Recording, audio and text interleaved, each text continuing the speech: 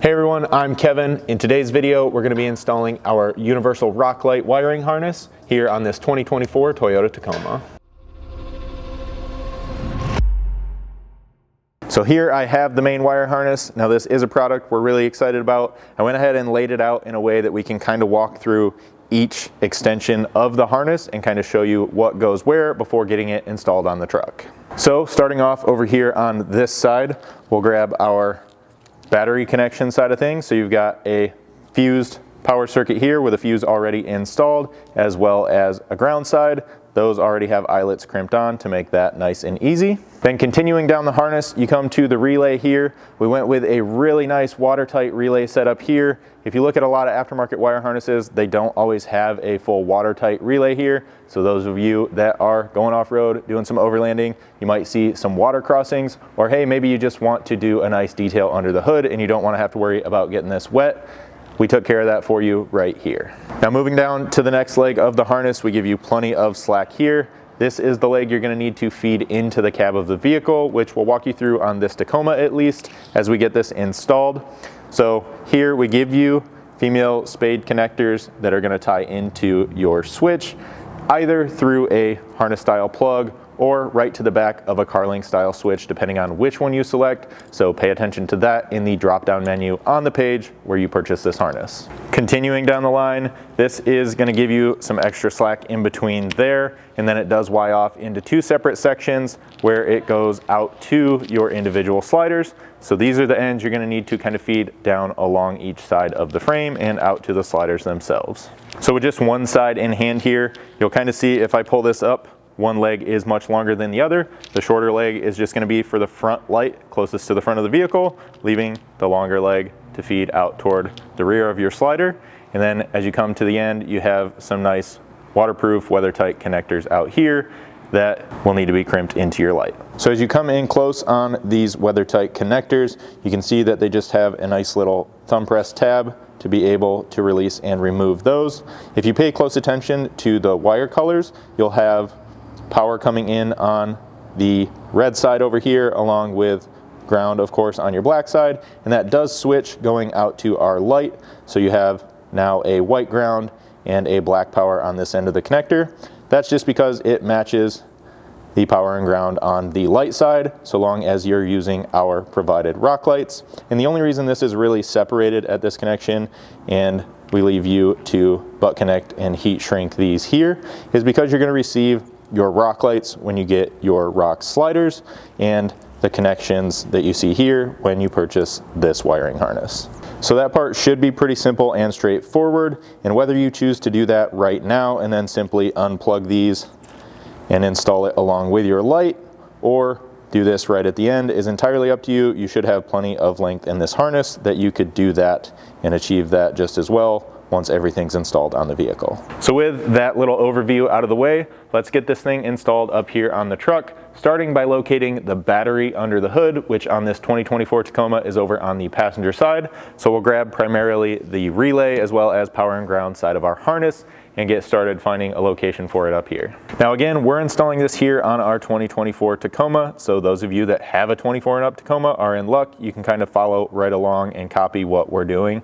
This is, however, a universal rock light harness, so anybody who's buying our sliders can get it installed on their vehicle. You're just going to have to figure out just a little bit of this on your own and get yours installed properly. So to start things off here under the hood, first I want to give you a word of caution. You're going to have a lot of excess wire at this beginning point, and it's going to kind of be strewn about under here, as well as you're going to have to route it down next to, or at least close to, the exhaust and the engine and everything as you get down there toward your sliders. So keep in mind that some of this stuff may be hot. Ideally, you'll be doing this while your vehicle is cold so that you don't injure yourself or damage your harness.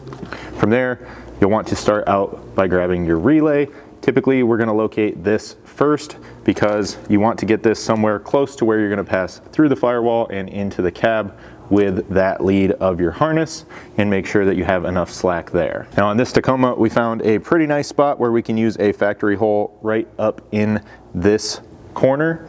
Obviously things get a little compact in here, so you may not be able to see all of it, at least while I get it installed, but we'll try and get a camera in here so that you can see where we've got it bolted in kind of after the fact at the very least, and show you this the best we can.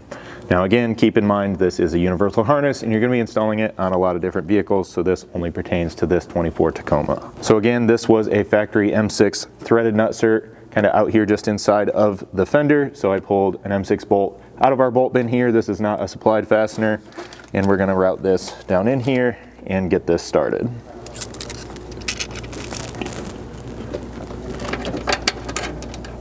Once you've found a good spot for the relay and you've got that secured in place, you'll want to grab your power and ground lead, the main power and ground for your harness, and route this over to your battery. So again, in this truck, that's over on the passenger side. So I've already kind of come through planning for this and pre-drilled some holes in the plastic cowl piece up here, so I have a nice place to zip tie to. That's kind of up and out of the way, away from any heat sources or any potential abrasion. From there, you also want to take a look at the lead that runs into the cab and make sure that you have enough length to get it both in there, not just through the firewall, but down and into your switch. Then you know your relay location is going to work well for you, and you can leave that in place and start moving forward.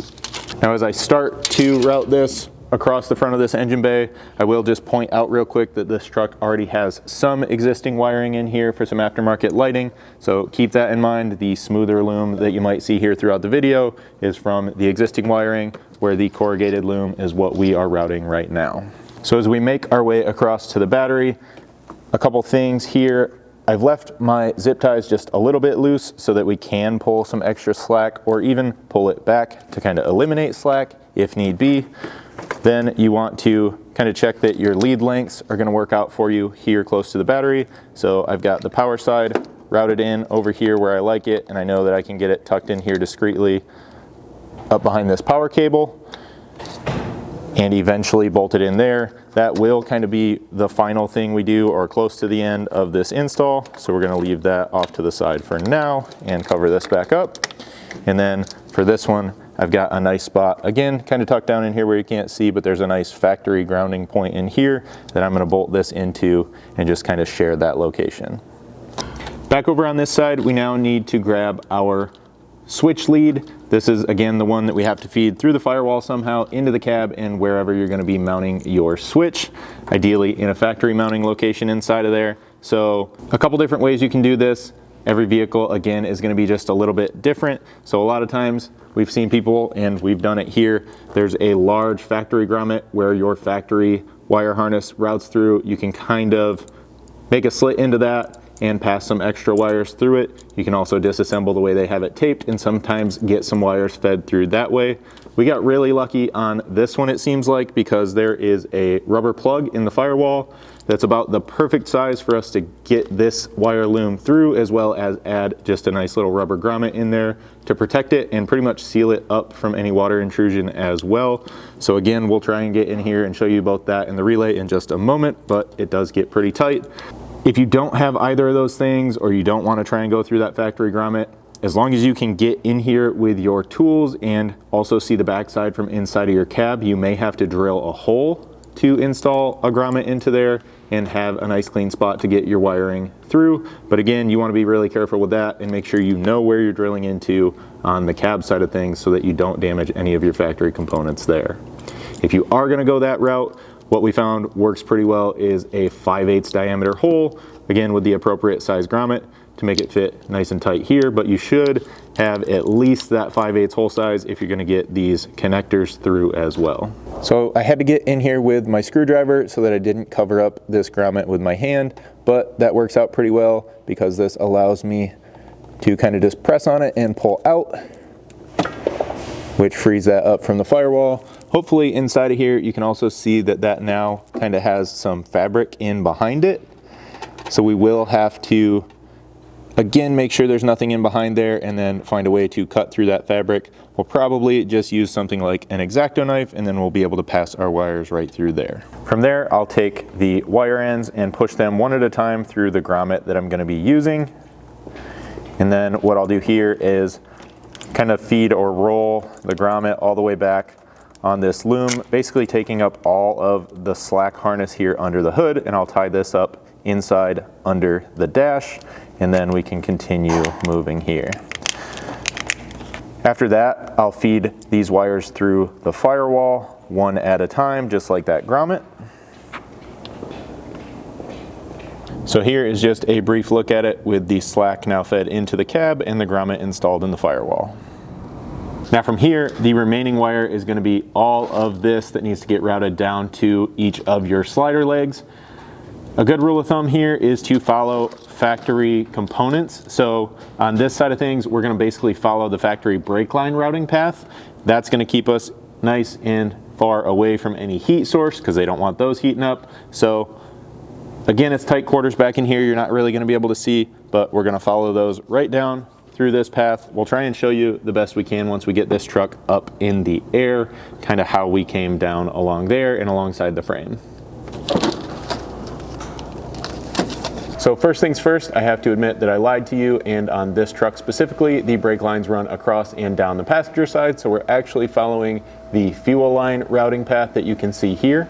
We were able to pretty easily, through this nice big opening, one, get up in here and zip tie into the inner fender support in pretty close to this firewall, and then also kind of just nicely route that down and follow this line, which will just continue moving back. That keeps everything nice and far over to the side away from this rotating drive shaft as well. So as we make our way back down this driver's side frame rail, we're basically working until we get to the first Y in this leg of the harness. This, we want to now kind of find a good spot to jump across to the other side frame rail. So something such as this nice solid frame cross member that we have here is what you're looking for. This is going to give you something to get it safely up over top of things like the exhaust, the drive shaft, and even the fuel tank over on the passenger side, which is where we're trying to go. We want to get this Y about in the middle of the truck so that we have an even length of harness out on both sides to then get to each slider and in turn our rock lights.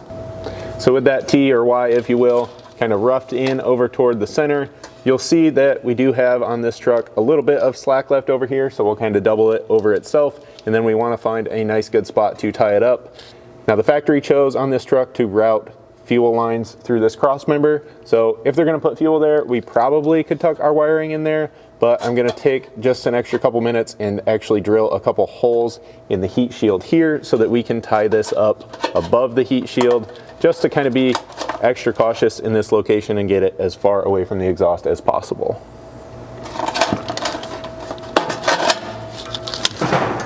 From there, I may come back in here and add another zip tie or two along this side once we get things finished up out on the slider end, and then we'll want to follow this cross member all the way across, making sure that everything is tidied up there as we go across, again, the drive shaft and over top of that fuel tank. You'll then need to feed the remaining harness up over top of the frame so that you can get it out to your rock lights. Now when you get out to this end, you're going to notice that you have a shorter and a longer lead.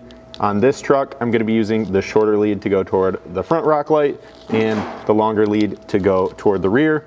And again, how you tie this up is going to be up to you and your vehicle's configuration. So there's a lot of different ways to do it. You could continue to tie along the frame and then bring each of these out to the lights individually. You could also just follow your slider legs out to the slider and then tie it into the back of the slider, because our Blitz sliders usually have enough room in there that you can find a good place to tie this up nice and discreetly and in a safe place out of the way. Now, as you can tell, at this time, there's no sliders installed on this truck, so we'll take a moment to get those installed kind of off camera, because that one's going to be its own installation video entirely. So if you're installing Blitz sliders along with wiring up your rock lights, go ahead and check out that installation video on the product page for those Blitz sliders. With our slider at least partially installed, we've got a rock light installed out here. As you can see, the wires hanging there. Again, you could do this step out on a bench, but we're going to do it in here under the truck. This is where you'll come to your final wire ends, the ones we mentioned earlier on that you will have to crimp in place. For that, we provide you a heat shrink butt connector. So if you've never used these before, they crimp in just like any other butt connector. You can slip it on to one side wire here and just crimp that in place. And do the same thing at all remaining locations. Now again, when you're tying these in up there, just keep in mind using our rock lights, you're just matching wire colors. If you're using a different company's rock lights along with our harness, you will want to pay close attention here to which side is power and ground. Again, white out on this end turns into the ground on our harness. With both leads crimped in, you'll now want to heat these up to shrink them. You could use a heat gun just as well, but we've got a small butane torch here turned down low because we like fire and danger. Just be cautious of your surroundings when using fire to make sure you're not damaging anything in behind there.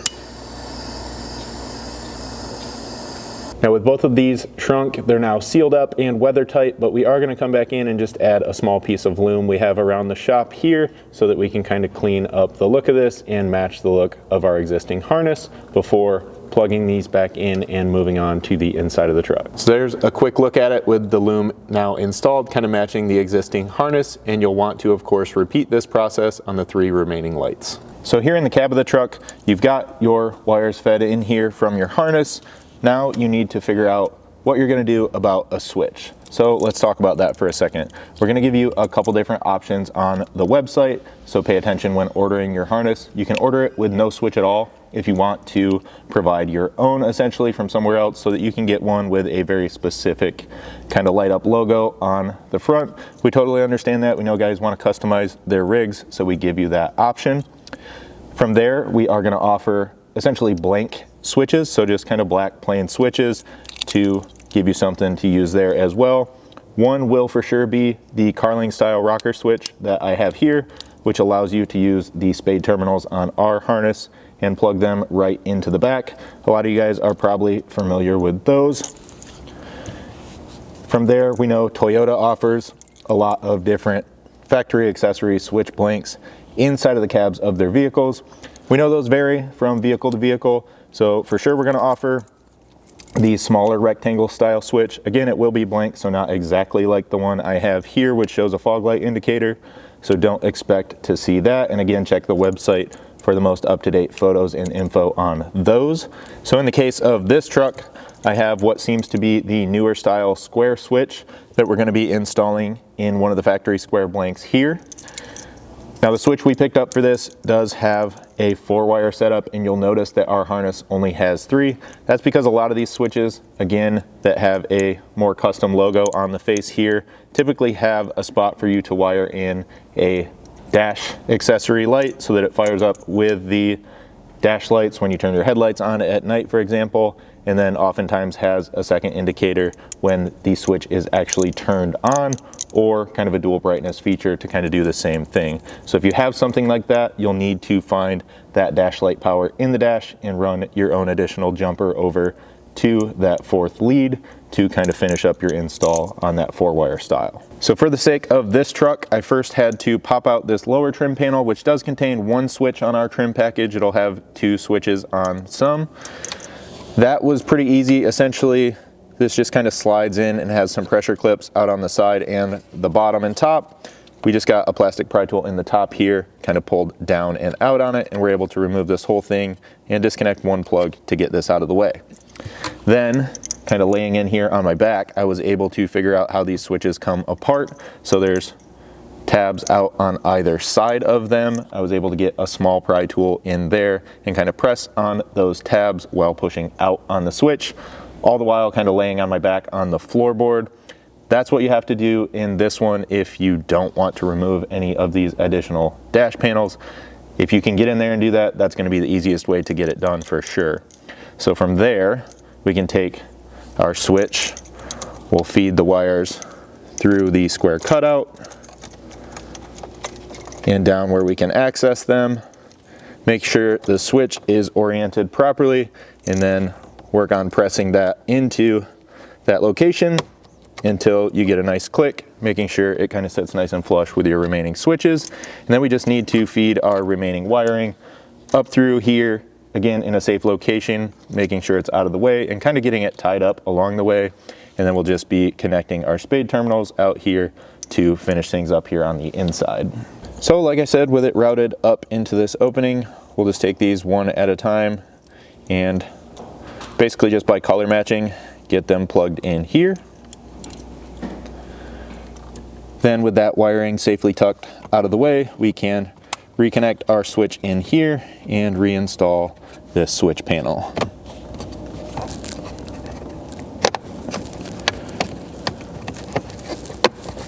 Now from here, we'll again be back out under the hood. This is where we're now connecting the power and ground leads. So on this truck, I was able to route right up to the top on the battery on the positive side of things and use this nice factory post.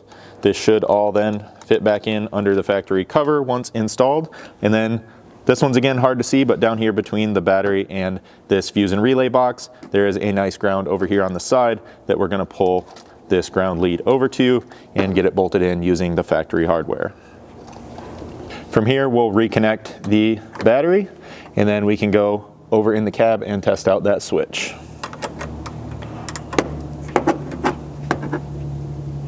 So as we come over here, you can see that these lights are now functional and everything is working properly. So this installation is pretty much complete. So from here, go ahead and tidy up any remaining wiring you may have and trim off any of your wire ties to round out your install. From here, we really hope this installation video helped you understand how easy this pre-assembled harness can make this entire process. And as always, if you have any questions at all, please feel free to reach out to us. You can always send us an email at info@victory4x4.com or give us a phone call at 269-459-8447.